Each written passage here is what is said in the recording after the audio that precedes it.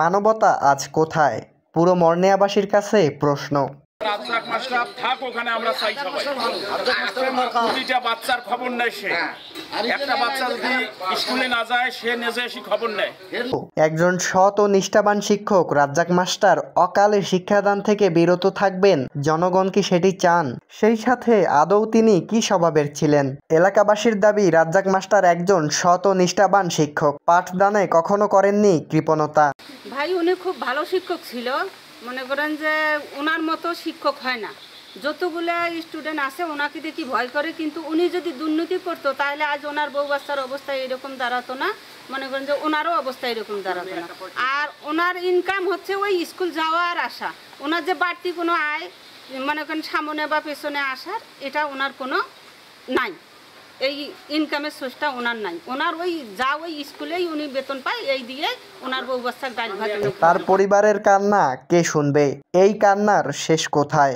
Razzak master কোনো প্রতিশোধ চান না। তিনি যে শিক্ষক, শিক্ষাই যে তার নেশা, তাই তিনি শিক্ষকতা জীবনে ফিরে এসে আবারও ছাত্রছাত্রীদের পাঠদানে মনোনিবেশ করতে চান। এটাই তার প্রত্যাশা। বাকি বিষয়বস্তু চিন্তা করবে পুরো মর্নিয়াবাসী। এই অভিযোগ সম্পর্কে আমি আসলে আগে কিছুই জানতাম না। পরে যখন শোনার পরে আমার আসলে মনে হয়েছিল আমি যেন মনে হয় আকাশ থেকে পড়ে গেছি।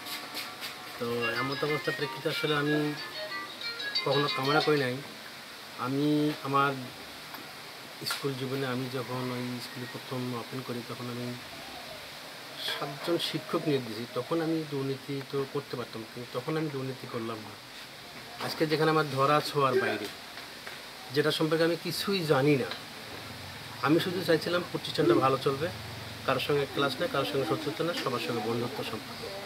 আর এটাকেই যদি কেউ পুঁজি করে আমাকে হেয় প্রতিপন্ন করার জন্য, সমাজে আমাকে ছোট করার জন্য, সমাজে আমাকে অবহেলা করার জন্য, সমাজে আমাকে নেগলেক্ট করার জন্য যারা করছে, আমি তাদের প্রতি প্রতিশোধ কখনো আমি চাই না।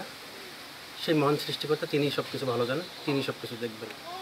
তবে কোনোভাবেই কোনো অবস্থাতে আমি এই সমস্ত দুর্নীতির সঙ্গে কোনো দুর্নীতির সঙ্গে বা কোনো কিছুর সঙ্গে আমি জড়িত নই। যে আমি আসলে প্রথমত কথা যে স্কুলটা আমার আরেকটা সন্তান, আমি সেই প্রতিষ্ঠানে ফিরে যেতে চাই।